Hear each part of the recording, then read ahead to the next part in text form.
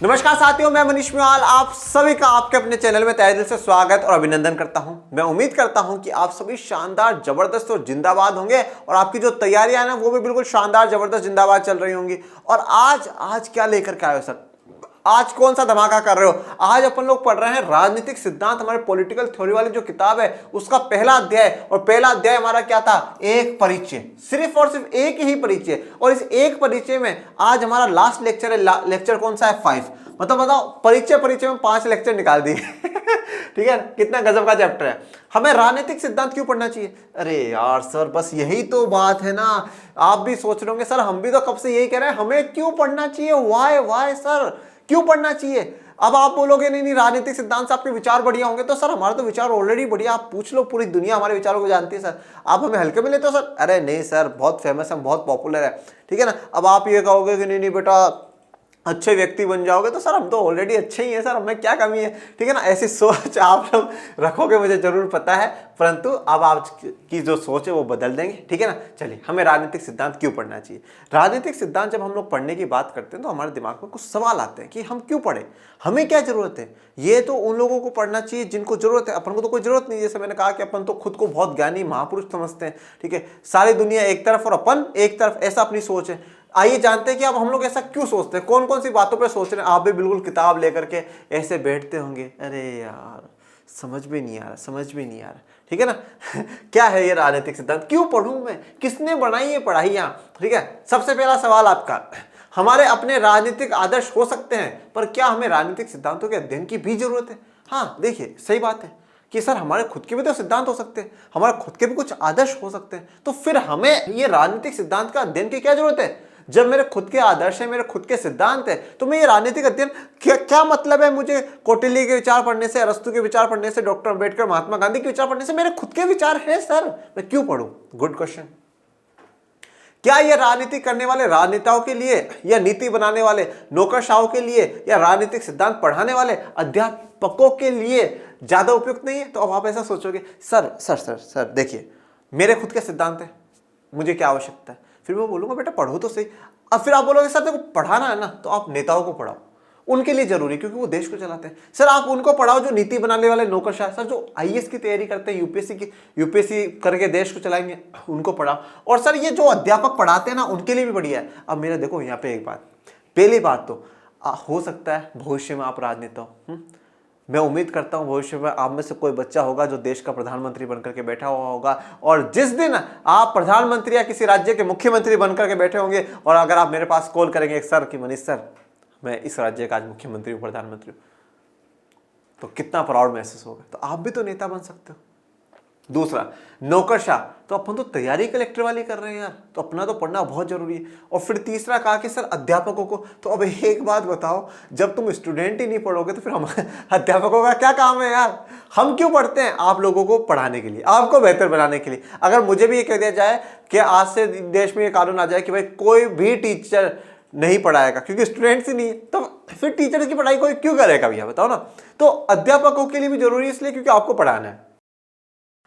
बेहतर तो यह होगा कि राजनीतिक सिद्धांत संविधान और कानूनों की व्याख्या करने वाले वकील या जज या उन कार्यकर्ताओं या पत्रकारों को पढ़ाना चाहिए जो शोषण का पर्दाफाश करते हैं और नए अधिकारों की मांग करते हैं। यह बात भी आपकी सही है कि उनको पढ़ाओ ना जो संविधान और कानून की व्याख्या करते हैं, जैसे सुप्रीम कोर्ट, हाई कोर्ट के जज हो गए, कोई वकील हो गया, जज हो गया, कोई कार्यकर्ता, कोई पत्रकार जो शोषण का पर्दाफाश करे, मतलब कोई एक्टिविस्ट हो, कोई मानव अधिकार आयोग का चेयरमैन, ये सब कुछ इनको पढ़ाइए आप। हमें पढ़ाने की क्या जरूरत है सर? अब चलिए, अब आपके एक एक सवालों का जवाब देंगे। हमें आजादी या समानता का अर्थ जानने से क्या मिलेगा? हम क्या कर लेंगे आजादी या समानता का अर्थ जानने से? देखिए बच्चों, सबसे पहली बात तो मैं हमेशा जो एक बात कहता हूं, मैं वह बात ये फिर से कहूंगा कि सामाजिक विज्ञान हमारे समाज का विषय है, और एक समाज में रहने के नाते हमें पता होना चाहिए क्या सही है और क्या गलत है। यह हमारा प्रथम दायित्व और प्रथम कर्तव्य हमारा बनता है। ये हमें पता होना चाहिए कि क्या सही है क्या गलत है। आप चाहे कुछ भी कर रहे हो, पर आपको पता होना चाहिए समाज में चीज हो रही है तो वो सही है, और समाज में चीज हो रही है तो ये गलत है। आपको पता होना चाहिए, और वो गलत क्यों है, वो सही क्यों है, इसके पीछे आपको राजनीतिक सिद्धांतकारों के पास जाना पड़ेगा, पॉलिटिकल फिलोसफर्स की आइडियोलॉजी पे जाना पड़ेगा। अब ऐसे कौन कौन से कारण हैं जिसके कारण मैं आपको ये कहता हूं कि आपको राजनीतिक सिद्धांत पढ़नी चाहिए? सबसे पहला, आप मुझे एक बात बताइए, आप भविष्य में क्या करेंगे? भविष्य में आप क्या करेंगे। हो सकता है कि आप राजनेता हो, मैंने जैसे कहा आप मुख्यमंत्री, आप प्रधानमंत्री बन सकते हैं। हो सकता हो कि आप वकील, आप जज हो सकता है कि एक दिन सुप्रीम कोर्ट के चीफ जस्टिस ऑफ इंडिया में आपका नाम हो। फिर वहां पर आपको सिद्धांतों की जरूरत नहीं पड़ेगी क्या। आप अध्यापक हो भविष्य में, कब तक हम लोग कब तक हैं भाई, हम 5 साल 10 साल 15 साल 20 साल पढ़ा लेंगे, आगे भविष्य तो आप लोगों के हाथ में है ना। तो भविष्य में ये जितने भी जो सवाल आपने उठाए उन फील्ड में आप लोग भी जा सकते हो बच्चों। अब आप बोलोगे कि यार सर जिस दिन जाना होगा हम उस दिन पढ़ लेंगे, अब भी तो नहीं पढ़ना चाहिए ना, कक्षा 11 में क्या सर नहीं पढ़ना चाहिए। तो फिर मुझे एक बात आप बताइए कि सारे के सारे बच्चे इंजीनियर तो नहीं बनेंगे, फिर वो क्यों गणित पढ़ रहे हैं। सारे के सारे बच्चे डॉक्टर तो नहीं बनेंगे, वो क्यों बायो पढ़ते हैं, क्यों साइंस पढ़ रहे हैं। सारे के सारे बच्चे बिल्कुल फॉरेन में जाके नौकरी तो करेंगे नहीं, वो क्यों इंग्लिश पढ़ रहे हैं। वो भी तो आप लोग पढ़ते ही हो ना, 10वीं तक पढ़ ही रहो ना। तो फिर राजनीतिक सिद्धांत पे सवाल क्यों बच्चों, राजनीतिक सिद्धांत पे सवाल है क्यों, बिल्कुल भी नहीं होना चाहिए। और मैंने क्या कहा है कि चाहे आपकी राजनीतिक विज्ञान, सामाजिक विज्ञान के विषय पढ़ने के बाद आपको बेहतर नौकरी मिले या ना मिले, मैं गारंटी नहीं दे सकता, पर इतना कह सकता हूं आप बेहतर व्यक्ति बन जाओगे। और समाज में, राष्ट्र में अगर इज्जत किसी की होती है तो बेहतर व्यक्ति की होती है। बेहतर पदों का क्या, पद तो आते और जाते रहते हैं, ठीक है। तो आप भविष्य में इनमें से किसी पद पर हो सकते हो। दूसरी बात, जैसा कि फॉर एग्जांपल मान लो आपको पढ़ना अच्छा नहीं लगता, परंतु आप स्कूल में हो और आपको डिबेट कंपटीशन के लिए भेज दिया कि बच्चों देखिए समानता पर, आज जो समानता पर है ना डिबेट है या भाषण है, आपको भाषण देना है समानता पे। मैडम आई बोला समानता पे भाषण देना। अरे तेरी क्या होती है समानता, जल्दी से बताओ समानता क्या होती है। अरे मैम मुझे तो आता ही नहीं समानता मानता बोलना क्या है, पता ही नहीं, मतलब ही नहीं बता सर समानता का, तो क्या बोलूँगा। अब जब आपको पता है, आपने पढ़ा है, बिल्कुल विस्तार से विस्तृत में जब आपने पढ़ा है, आपको पता है समानता का एक्चुअल में मतलब ये होता है। हमारे देश में इन परिप्रेक्ष्य में हमें समानता चाहिए, आपको सारी जानकारी होगी। आप जाएंगे और बिल्कुल ये ताले ठोक करके कहेंगे ये समानता होती है, हमारे देश में इन आधारों पर असमानताएं हुई हैं और अब असमानताओं को दूर करने के लिए भारत का संविधान, भारत की सरकार और 130 करोड़ की आबादी मिलजुल करके काम कर रही है। आपके ये मतलब यूं लगेगा लोगों को, अरे यार क्या व्यक्ति बोल रहा है, गजब का व्यक्ति बोल रहा है।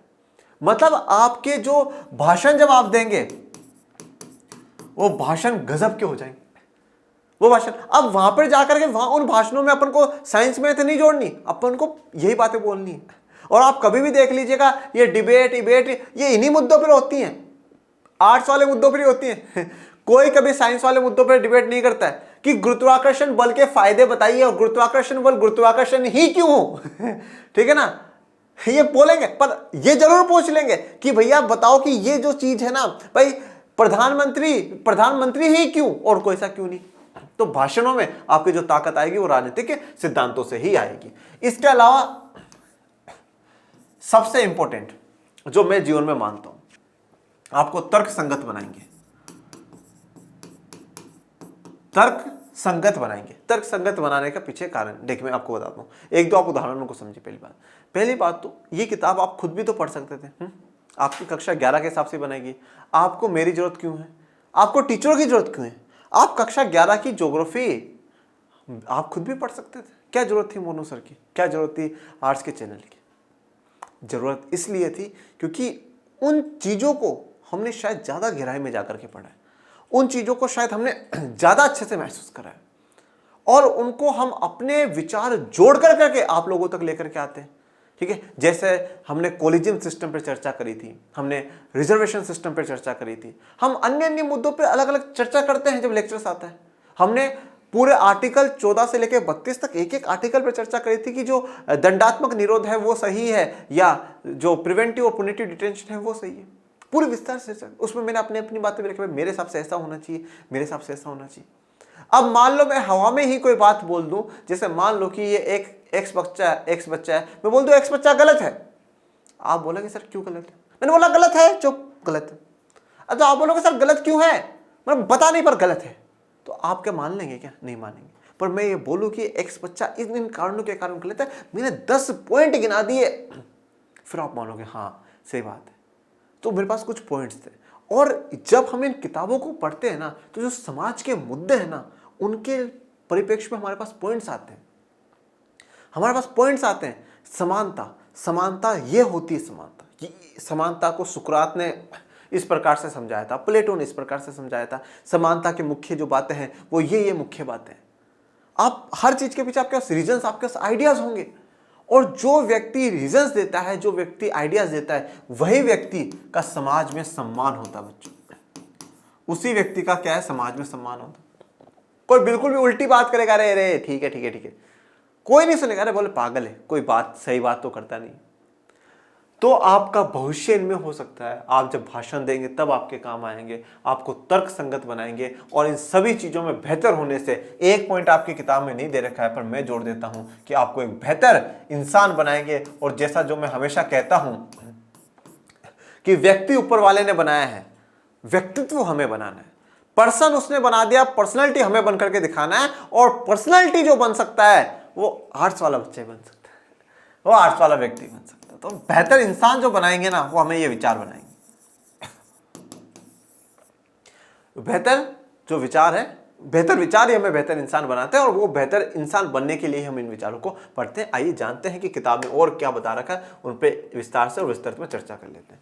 सबसे पहली बात तो कि राजनीतिक सिद्धांत ऐसे सभी समूहों के लिए प्रासंगिक है।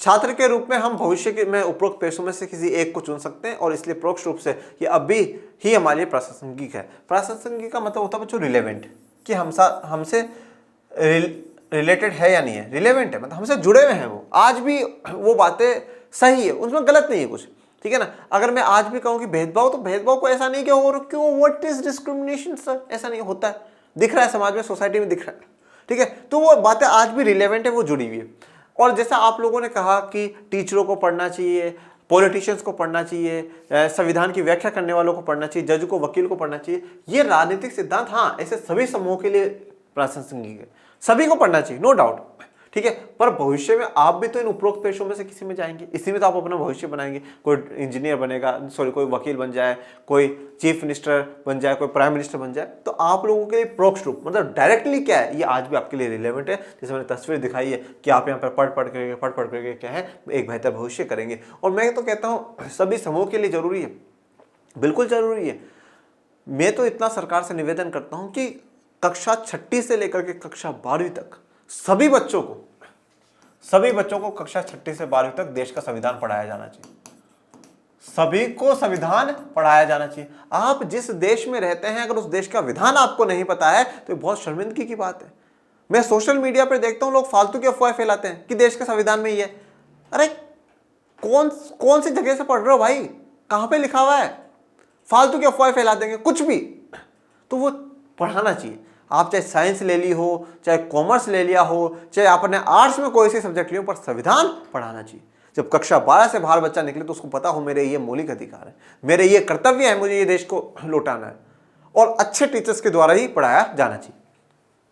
तो पहला पॉइंट तो ये हो गया। दूसरा, हम सभी मत देने और अन्य मसलों के फैसले करने के अधिकार संपन्न नागरिक बनने जा रहे हैं, तो हमें आगे जाकर के फ्यूचर में वोट देना है, ठीक है। अब हम वोट किसको दें, कैसे दें, कौन सा व्यक्ति जो है वो सही होगा, कौन सा व्यक्ति गलत होगा, किसके लिए हमारे जो वोटिंग होगी वो बेहतर होगी, और फैसले करने के अधिकार, हम सब फैसले करते हैं। अब फैसले करते समय हम लोगों को पता होना चाहिए कि ये समानता है, ये समानता नहीं है, ये भेदभाव वाला पॉइंट है। जब आप फैसले करते समय इन बातों को ध्यान में रखेंगे तो ही आप एक अच्छा फैसला कर पाएंगे, और अच्छा फैसले करने वाले व्यक्तियों के साथ ही अच्छा होता भी है और अच्छा सम्मान भी उनको समाज देता है। दायित्वपूर्ण कार्य निर्वहन के लिए उन राजनीतिक विचारों और संस्थाओं की बुनियादी जानकारी हमारे लिए मददगार होती है जो हमारी दुनिया को आकार देती है। अब दायित्वपूर्ण कार्य निर्वहन के लिए, दायित्वपूर्ण मतलब जो हमारे दायित्व है, जो हमारे कर्तव्य है, उन कार्यों का निर्वहन मतलब उन कार्यों को करने के लिए हमें जरूरी है कि हम उन राजनीतिक विचारों को जानें, उन संस्थाओं को जाने जो कि हमारे बुनियादी जानकारी के लिए मददगार है।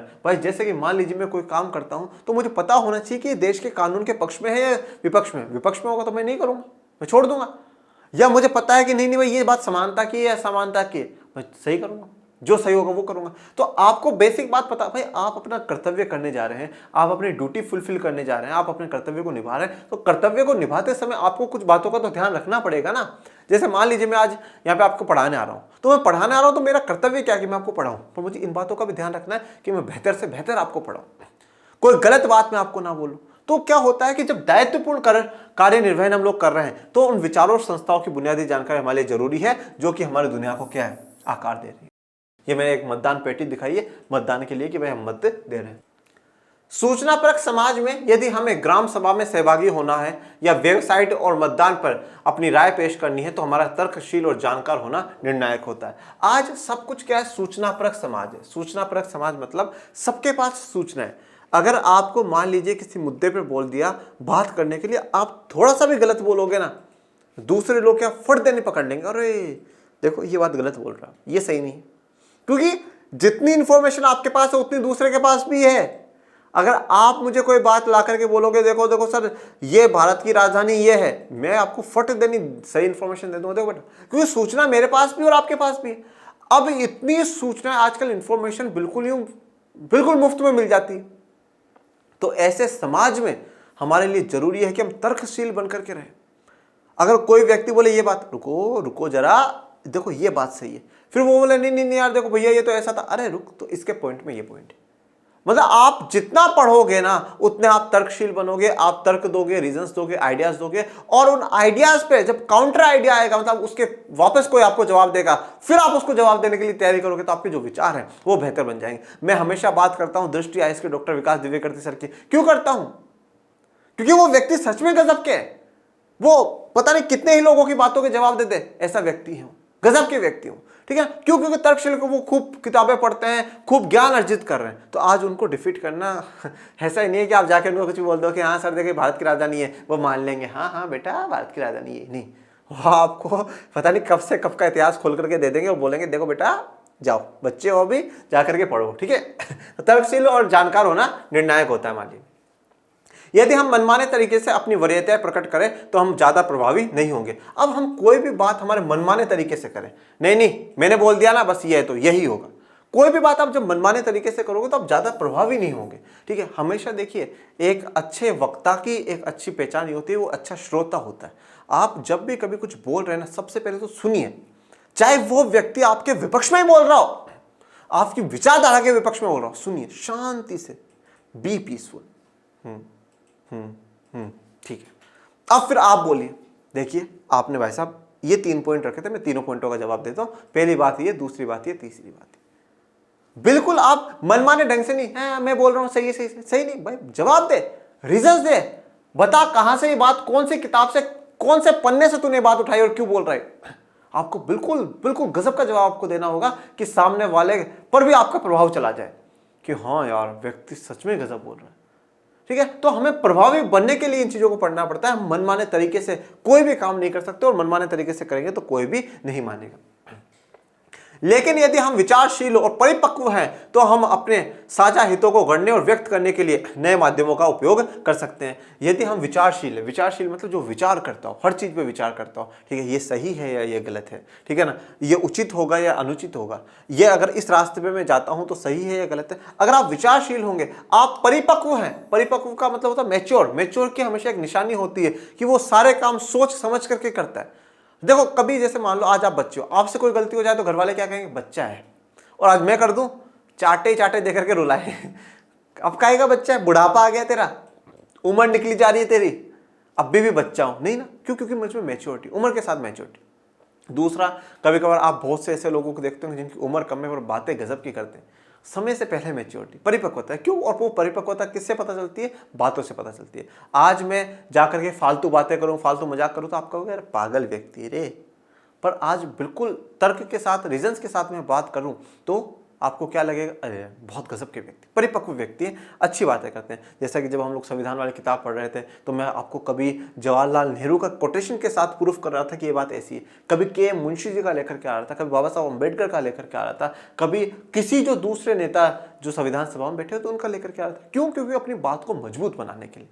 अगर आप कुछ बोलें तो फिर मैं आपको बोलूँ कि नहीं देखो बेटा ये बात ऐसी है, तो हमारा ये राजनीतिक सिद्धांत हमारे विचारों को बहुत बेहतर बना देंगे। और बच्चों, मैं आपको एक चीज़ कहता हूँ कि आप अगर ऐसा सोचते हैं जीवन में कि 11वीं की पढ़ाई कोई काम नहीं आती है, मैं आप लोगों से हाथ जोड़ करके विनती करता हूँ, हाथ जोड़ करके, कि कक्षा 11 की राजनीति विज्ञान तो मन से पढ़ लो।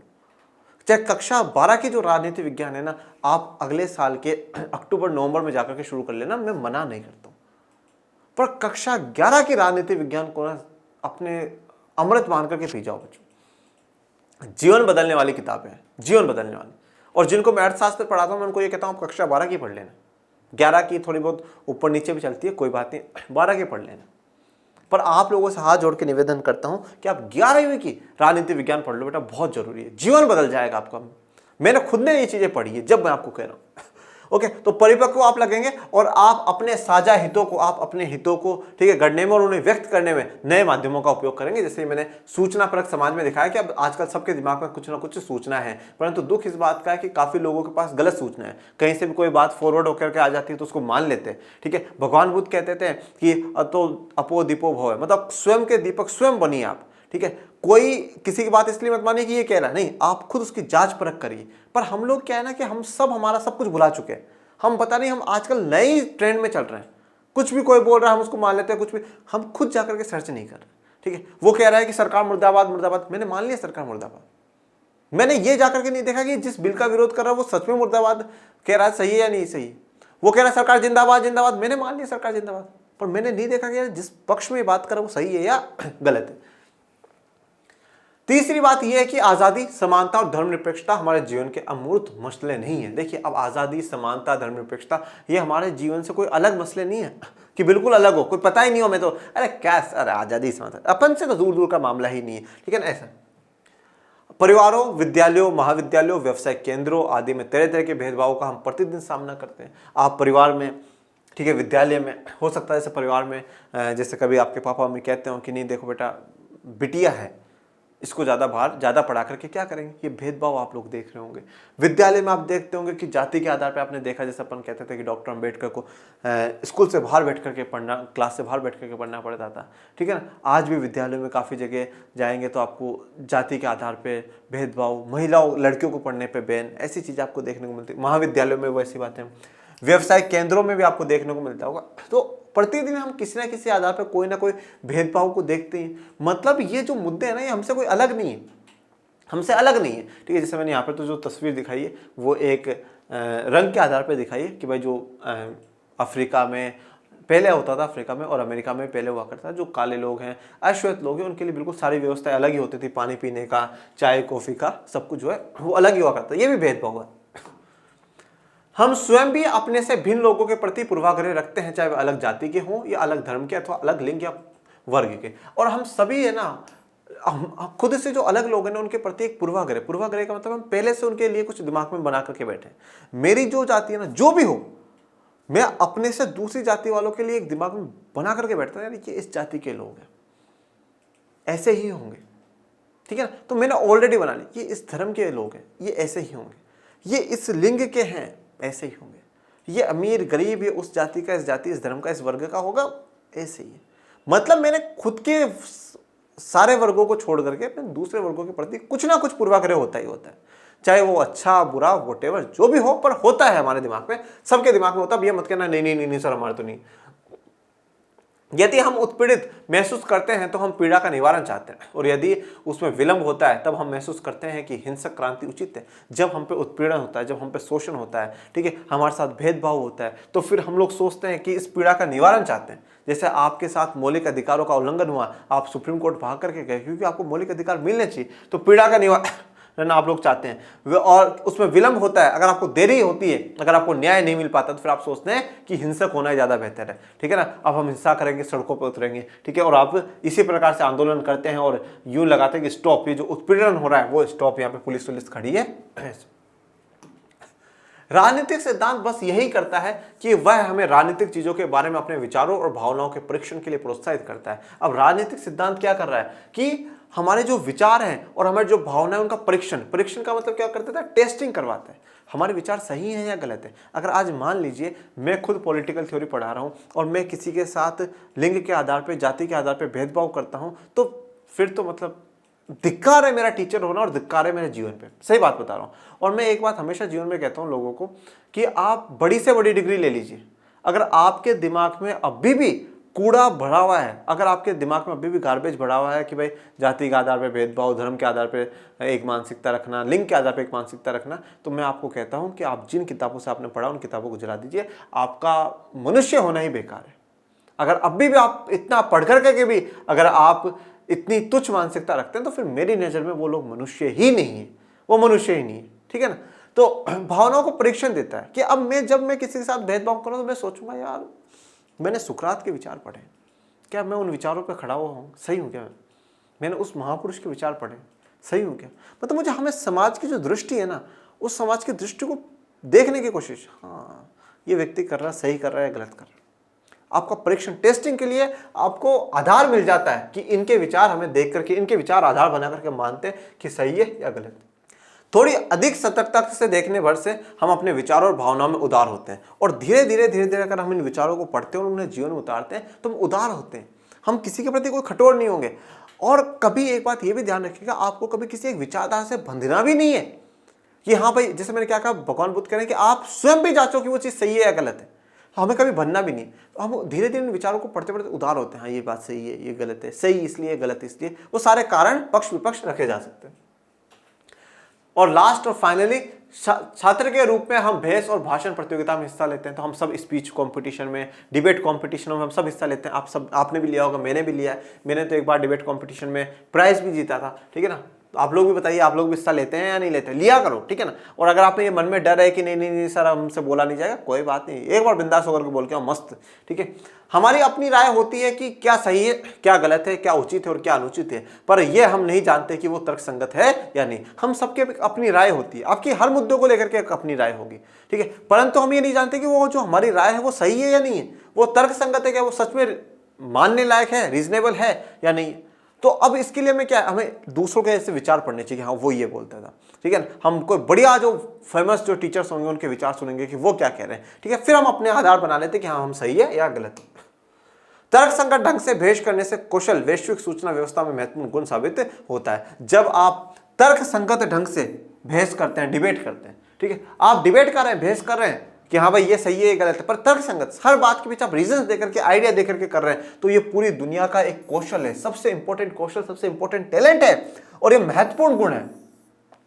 अगर आप किसी भी चीज के पीछे तर्कपूर्ण होकर के बात कर रहे हैं, अगर आप रीजंस, आप आइडियाज देकर के बात कर रहे हैं ना, तो भैया आपका ये बहुत महत्वपूर्ण गुण है, एक बहुत बड़ा गुण है बच्चों। लोग पागल हो जाएंगे आपके पीछे, सबसे बड़ा गुण है। और सारे गुण एक तरफ और ये गुण एक तरफ। ओके, चलिए, तो आज हमारा इसका जो एक चैप्टर है वो भी कंप्लीट हो गया है। और जैसा आप लोगों ने कहा कि सर एक बार पहले वो किताब कंप्लीट कर दीजिए, तो अपन एक बार संघवाद वाला जो अध्याय 7 है वो पूरा कर देंगे। बच्चों, मैं आपके अनुसार चल रहा हूँ, तो प्लीज़ इस चैनल को ज़्यादा से ज़्यादा लोगों तक फैलाइए बच्चों, क्योंकि हम चाहते हैं कि हम सिर्फ और सिर्फ एक कक्षा 11-12 नहीं, मैं सिर्फ यूपीएससी नहीं, मैं अच्छे बच्चे, अच्छे नागरिक बनाना चाहता हूँ। ऐसे नागरिक जो देश के प्रति डेडिकेटेड हो। ठीक है। और वो कब होंगे? जब उनके विचार अच्छे होंगे। और विचार किससे अच्छे होंगे? अपने आर्ट्स के सब्जेक्टों से। तो इसको ज़्यादा से ज़्यादा लाइक, शेयर, सब्सक्राइब करिए। ये एक आप कर्तव्य मान लीजिए कि आपको ही पढ़ाना है, हम कुछ नहीं कर रहे हैं, आपको ही पढ़ाना है, जो कुछ है आपके हाथ में है। ठीक है। और पढ़ते रहिए, आगे बढ़ते रहिए, और जो कुछ भी आप कमेंट बॉक्स में बताइएगा। मिलते हैं नेक्स्ट लेक्चर में, तब तक के लिए थैंक यू सो मच। जय हिंद, जय भारत।